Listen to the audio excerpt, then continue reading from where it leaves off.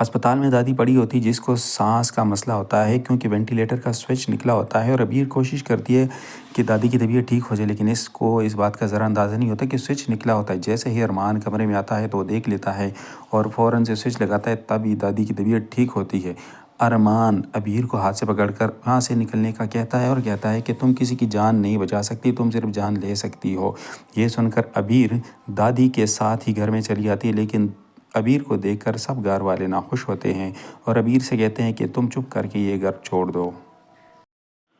drama serial یہ رشتہ کیا کہلاتا ہے کہ نیکسٹ ایپیسوڈ میں آپ لوگ دیکھیں گے کہ کس طریقے سے ہسپتال میں دادی کی طبیعت کافی خراب ہوتی ہے، اور اس کی وجہ یہ ہوتی ہے کہ وینٹیلیٹر کا جو سوئچ ہوتا ہے وہ نکلا ہوتا ہے،